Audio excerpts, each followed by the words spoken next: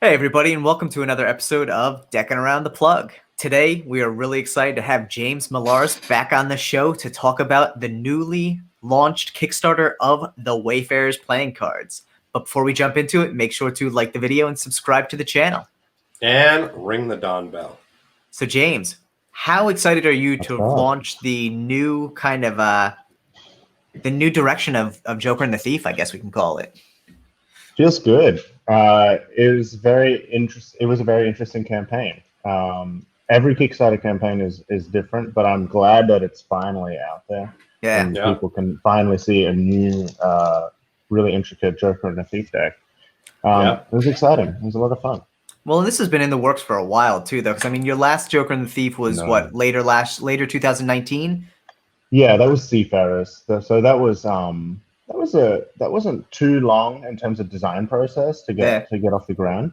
But Wayfarers has been going for 2 years, since 2018. Yeah. So it's as much as it's awesome to see, the Kickstarter campaign up and running. It's also nice to be done with it, knowing the design is done and it's about to go to print. And we're gonna get it. I can't even imagine. Out. No, that's a long process and a long time to be sitting there waiting to get something, started almost. I mean, that whole pre-process then leads up to that Kickstarter, which I'm sure is, riddled with anxiety as well. So yeah, I mean, you don't know if people are going to like the new deck. You have a good idea. You show like close friends and family. You're like, hey, what do you think of this Ace of Spades? What about this back design? And they say, yeah, that's freaking awesome. And I make sure that they're not lying through their teeth to me, because I'm like, listen, I've created a culture of straight up honesty around my circle. So it's like, hey, give me your genuine thoughts on this. But with that said, most people really, really love them. So, nice. Which is good. And you know what else as well is when you're having a deck designed, you see it so much over that period of 2 years that you think you get sick of it. And I actually still really, really like my design. Nice. Well, since you have it in your hands, let's see. I know this is a prototype, so colors might look a little different, but nice. Yeah, it's such a good looking. That is cool. And I really think, the one cool thing about it, and I think the one thing people always, cite that they love about Joker and the Thief is the style. And I think while this deck really is such a solid evolution of that original Joker and the Thief deck, it has that similar style, but so much uniqueness to it as well. Yeah, a little Easter egg that people might or might not have picked up on already is the actual border design right around the edge is actually the same on the original Joker and the Thief cards. Oh, that's awesome. Cool. Dude, so you have to pay a little homage to the original. Yeah, why not? There's there's plenty going on there that it sort of feels like a natural continuation. It sort of feels like almost a combination between the thematic decks and the mainline Joker and the Thief decks. So sort of like Dystopia or Maidens or something like that, because the original Joker and the Thief decks didn't really have a set solid theme, and these ones have more of a theme of travel. So, but they still look like a mainline. Yeah. So now, what's if you can kind of give us a rundown, like what are the specs, kind of, where are they printed, how many, kind of. I know they're obviously currently still on Kickstarter, so you don't know how many, they haven't been printed yet or anything. But what's your perspective? So the current rundown on these is that they're going to have metallic inks on the playing cards themselves. They're going to be crushed, stock, and finish. They what else is going on with these? So USPCC, right? USB printed in America, USPCC. Basically all of the things that you know and love, crush, stock, and finish. USPCC. The boxes are also made in America. We've got a letterpress studio in California that is using some, some very, very cool techniques. This particular deck will have essentially an imported black paper stock with 2 foils. One foil is a reflective sort of satin bronze foil. The second foil is actually an eggshell sort of pigment foil, which isn't super reflective at all. And that particular one will be stamped into the box, meaning that it'll have like a slight letterpress depression. All the bronze elements will have embossing. So there's going to be like a variance in the tuck box. And then we've got a custom seal, and then on the interior of the tuck box is satin foil throughout. So it's a real lavish deck of cards. It's 100% custom. That means that's everything. That's ace of spades, back design, court cards, all designed from the ground up. So Nice. it's been a lot of work put into this. Yeah, that's pretty much the rundown. They're freaking awesome. So And in true Joker and the Thief fashion, I'm assuming that those seals are also perforated. yes, they will be perforated. Honestly, I'm gonna have the perforation. the Joker and the Thief deck was one of the first that I'd ever seen use those perforated seals, and absolutely spoiled me to every other deck out there that doesn't use them. And I'm like, why would you not use these? They're amazing. They cleanly play. You don't mangle your seal. Like, wonderful. Absolutely. That is a great little feature as well. So if you are a collector and you want to have one in your collection to keep and then one to open, you're not going to have to get a knife out or, use your fingernail roughly to try and rip open that. You can just go tick, tick, pop, and it comes out. And you're good. And it's super clean and seamless. And it's just a nice little attention to detail for our decks of cards. Yeah. But yeah, these playing cards are all Joker and the Thief decks are designed for everybody, so they are beautiful enough for the collector's market. They're going to look amazing in collections and on shelves, especially with the embossing elements and the letterpress elements. And yeah, and also because it's going to be crushed stock and finish, they're going to be great for cardistry and magic. I don't think these are too crazy looking if you were to use them in a magic routine. Yeah. So, yeah. Especially with the relatively, I don't want to say standard, but familiar looking courts and faces on the cards. While being fully custom, they really do have kind of a nostalgic look to them of something you would see on maybe like an older or an antique style deck. Yeah, they're important. It's very important to have, I think, classic looking court cards and number cards. Because basically, another thing that we keep in mind when we do a Joker and a Thief deck is can it last the test of time in terms of the design? Will it age? Sometimes you look at some cars, and the design tends to date really quickly. Yeah. So I try and keep as many classic elements in a Joker and a Thief deck as possible, just so it remains identifiable. And universally liked as well. Right. So cool.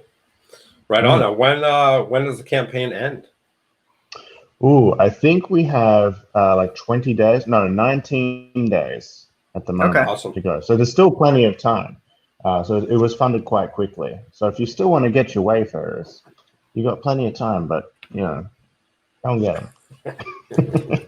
We got the COVID nudge. Yeah, that is it's the official handshake of this year, isn't it? Yeah, exactly. And it definitely is a deck worth picking up. I think one of the first decks I had ever backed was the 5th edition Joker and the Thief, and I absolutely love that thing. Steve knows I sit next to a Midnight Blue Joker and the Thief every day. That's my doing work and play around with deck.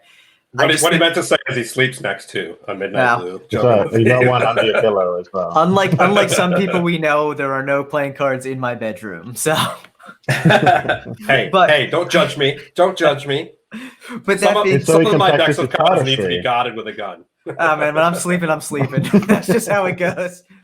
But I think one of the great things about the Joker and the Thief brand, is to me, it's always stood out as something. It has a homespun feel to it. The hand-drawn look of the design really just makes it feel, I don't want to say it's standard. It's not the right word, but makes it feel like something you just love to see and play with all the time. It's something that you relatable. Yeah, there you go. Relatable is the word I was looking for. It's very relatable in an everyday fashion. It's a deck that I think in my mind, if I were to go pick up a deck of cards to play poker with or to play any card game with, and I had a choice between a bicycle deck and a Joker and the Thief or like a Seafarers or something like that, I'd definitely be going for the Joker and the Thief deck because it's so much more unique, but at the same time still relatable. It's homey looking for sure. It definitely feels homey. You know, something that's comfortable. It's not too like gaudy. It's not, you know, it's got nice earthy colors. It's very, you know, salt of the earth. Yeah. Which it's good. Yeah, no, it is like that. I mean, like all the artwork, like our artist style is sort of that distressed look, which gives it that hand-drawn feel. You know, there's some very fine art in a lot of the decks. But yeah, you know, again, those classic elements are a through line to familiarity. Yeah. You know, those classic elements tie it to what we're familiar with. And, you know, I feel like, maybe I'm wrong, but I feel like that is, you know, the mark of something that is classic in terms of design, something that'll remain, it'll look current throughout history. Nice. Right. Yeah. There's certain types of clothing and things like that always look good. And there's a reason for those. There you go. Joker and the Thief. Like the jeans of playing cards. Jeans. Yeah, denim jeans. Blue collar playing cards. Right, exactly. I love it. But it's so true. And I think, you know, the great thing about it is you create a reasonably priced deck for someone who wants to actually use it. You know, like you said, there is a collector's aspect to it. But for anyone out there who picks this up to collect it, I highly recommend you pick up a second too, because you're going to want to open it. The tuck is amazing, but the cards are equally so. Mm-hmm. That's always good. That's what whenever I was buying playing cards, I'd buy, you know, one or two. I'd buy mostly two. One to keep, one to open, you know. This one I've got on display, and then, you know, sometimes I buy three because then I'd use two and keep the one. There you go. Just in case. So. While you're at it, just go get a brick. It'll be fine. That's it. You know, if you really like them, I think honestly, you know, I wish I bought bricks of cards that I really liked back in the day. There are certain decks that I thought, damn. I absolutely agree. I haven't even been in the game that long, and I already can think of at least like 3 decks that I'm like, I wish I had bought a brick of those because they're just so great. And once they're gone from the retail market, it becomes either significantly harder to find a deck or you're paying a premium for it. You know, I mean, I'm sure there are a lot of people watching this right now sitting here being like, man, I wish I had bought more Dystopia decks. Like, no doubt about that. I wish I kept more. I'm sure, you know. You'd have more money. You should have just made more. They might be coming back next year. You know what? Wink, wink, nudge, nudge. You know what? You could have just said, you didn't say it, whatever. You just, nowadays, you can just reprint them. Everyone else is doing it. It's like the cool thing. That's true. Yeah, and all the talk of bricks, guys, you know. The what? The what? All this talk of bricks as well. Yeah, right? No, I'm kidding. So, and that's a question out of the blue here that I'm curious about because we are talking about bricks. Has there ever been a desire to create like a custom brick box to go along with the Joker and the Thief brand? Oh yeah, 100%. Yeah, that's something that I'm figuring out. Nice. For sure. Yeah, I love that. I love the idea of that. It's just expansive. It's just very. Especially, depending on what you do to it. Yeah. Which is definitely why you see it as a stretch goal more often than not, because it is an added cost. Yeah. Well, I want to see a nice Seafarers V2 with a brick box that looks like a pirate ship. I would be 100% on board for that for at least 3 bricks. How would I even do that? I don't know. Dude, what do you mean? How would you do it? Talk to Kevin Yu. He'll make it happen for you. Yeah. I might I'll talk to my guy. No. I'll talk to my guys at my letterpress studio. There you go. For me. Yeah, but I'm saying talk to Kevin Yu. He'll get it probably half the price of what you can get it for. Oh, you reckon? even through your letterpress studio. Guy's a genius. But that would be an interesting one to see. I definitely look forward to seeing the evolution there. And, you know, I think it's great that you carried through the metallic ink and the embossing from the V5 to this new Wayfarers as well. For sure. I mean, I learn new things with every deck that I put out. Right. You know, what looks good and, you know, what doesn't. But it's been, for a long time, you know, the Joker and the Thief decks, the original ones, really deserved embossing. So, you know, they would look good with it. some of the Yeah. couple of those decks I can think of. So yeah, I want to carry on certain processes, but also moving forward, it's also nice to experiment with different things. Like letterpress only is very cool, which is something I've done for October's project, and Nice. just using different papers. I've got a bunch of paper samples on the way to me, so Nice. Very cool. That's going to be interesting to see what's available. Yeah. That's what it's all about. Dabble in some gilding and see what you can do, see you what you can really create. like your gilding, huh? No, I'm just saying it's good to, people love that, dude, and those collectors, it just adds a little bit more oomph to the deck, I honestly, I wouldn't mind doing one or two, or a very small run of them. I own literally probably like 3 gilded decks. I don't have a lot of them, but they do look very cool with certain decks. They work. How much does a gilded deck go for? It all depends on the designer and the deck. If for a standard deck that doesn't have foil on the back or the front, gilded probably $25, and that's that. But if it's like full foil on the back and the front, you're looking at like probably close to $40-$45. Okay.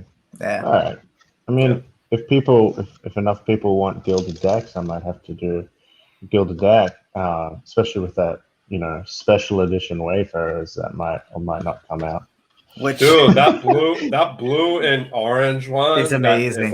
That would look dope. It looks hot. I like it. It would look dope with that color blue as a gilding. Yeah, so good.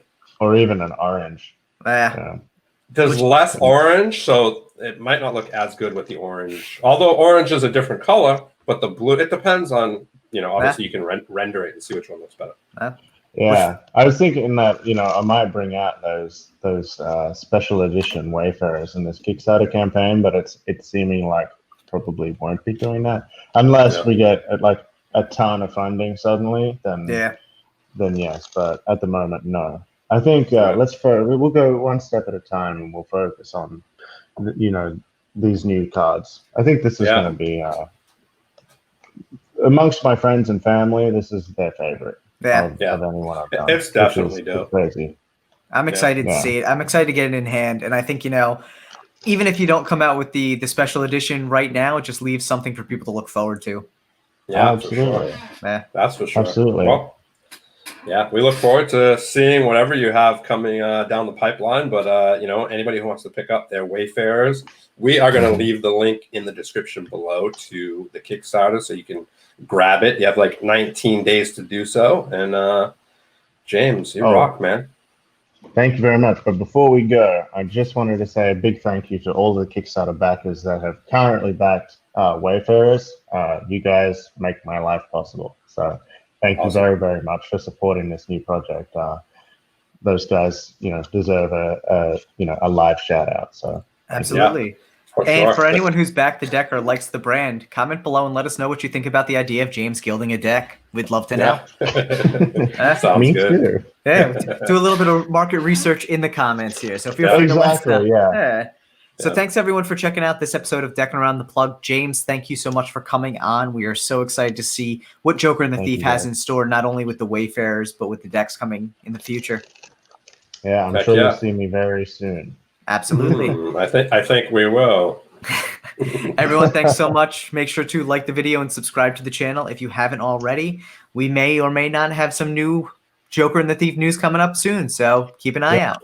And guys, hit the bell as well to be notified. Thank you, James. Nice. Peace.